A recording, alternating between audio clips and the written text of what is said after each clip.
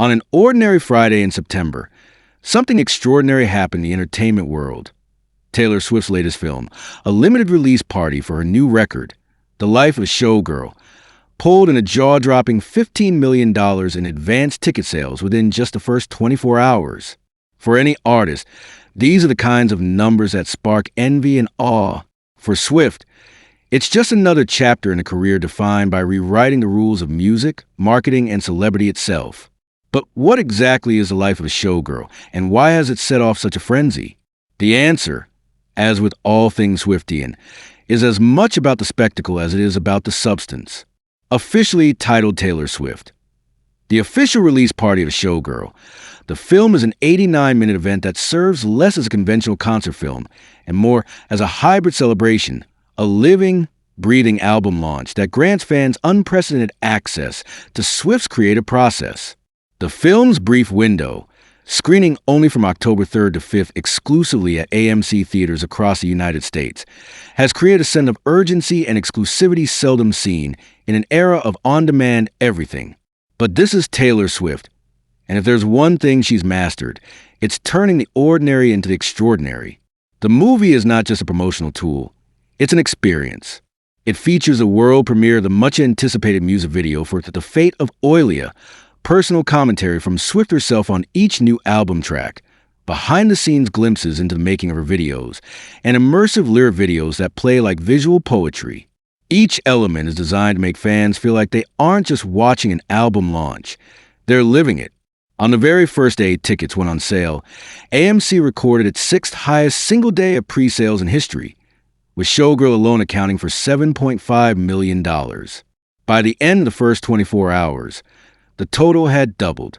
Industry analysts, always quick to spot a trend, forecasted that the film's opening weekend could bring in as much as $50 million, a staggering figure for a film that will only be available for 3 days.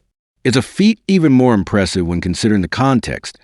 There was no major Hollywood studio behind this.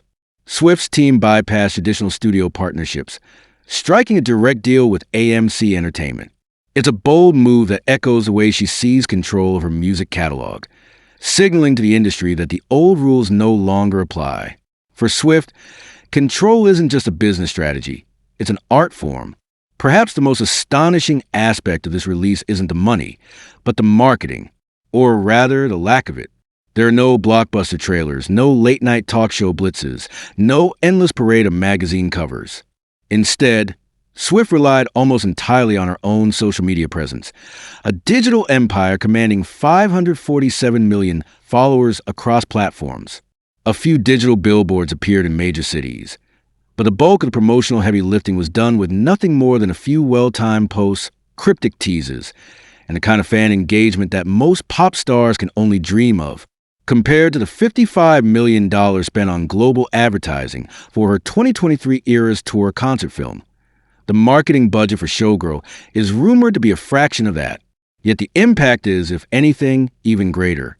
Swift's approach is a case study in the new economics of fame. When your fans are this devoted and your reach this wide, who needs the traditional gatekeepers? The reach of Showgirl isn't limited to the United States. The film will launch in 18 countries, including the UK, France, Germany, Australia, and South Africa, with distribution handled by partners like Variance Films and Piece of Magic Entertainment. Fans across the globe will be able to participate in the same collective experience, united by Swift's music and the shared thrill of witnessing a cultural moment as it happens. Tickets are priced with accessibility in mind. $12 plus taxes for general admission, $13.13 for kids and seniors, and $20 for adults. These aren't the stratospheric prices of traditional concert tickets, but a deliberate choice to make the experience available to as many fans as possible. Swift's team set the pricing directly, ensuring that the event feels inclusive rather than exclusive. At the core of this cinematic celebration is the album itself. The Life of a Showgirl marks a departure from her last record, The Tortured Poet's Department, which sprawled across 31 tracks and felt like a cathartic data dump of every feeling and thought Swift had accumulated in recent years.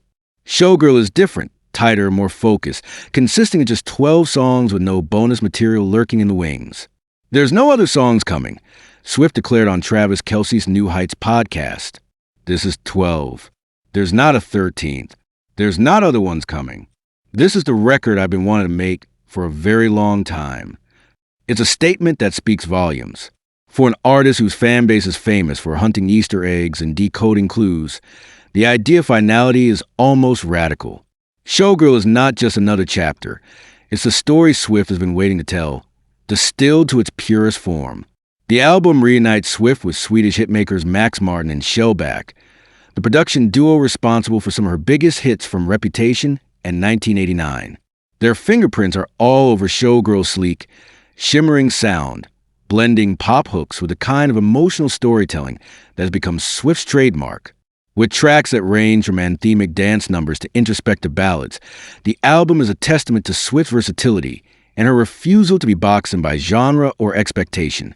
Every song is a window into a different facet of her life, her artistry, her vision. Beneath the glitz and glamour of the Showgirl launch lies a deeper narrative, a story of reclamation and empowerment. On May 30th, Swift completed a journey years in the making by buying back the master recordings of her first 6 studio albums from investment firm Shamrock Capital. It's a triumphant ending to a saga that began in 2019 when the rights to her music were sold as part of Scooter Braun's acquisition of Big Machine Label Group, then resold to Shamrock in 2020. For Swift, regaining ownership of her work is more than a business transaction. It's about controlling her legacy, her story, and her art. In an industry where artists are often at the mercy of corporate interests, Swift's victory is a beacon for musicians everywhere. The launch of Showgirl, with its direct-to-fan approach and total creative control, is a celebration of that hard-won freedom. What does it all mean? In a world where celebrity often feels manufactured and fleeting, Swift's enduring appeal is a testament to her authenticity, her work ethic, and her ability to connect with fans on a deeply personal level.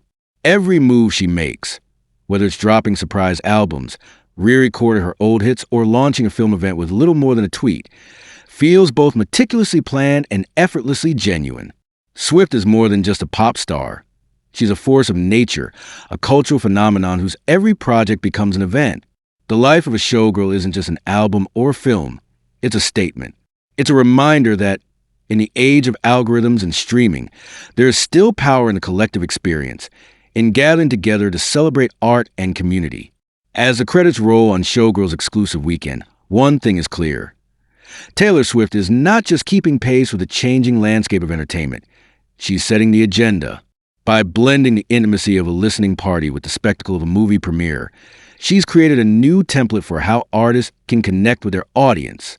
For fans, the Showgirl experience is more than just another night at the movies. It's a memory in the making, a story they'll tell for years to come. For the industry, it's a masterclass in innovation, independence, and the power of staying true to your vision.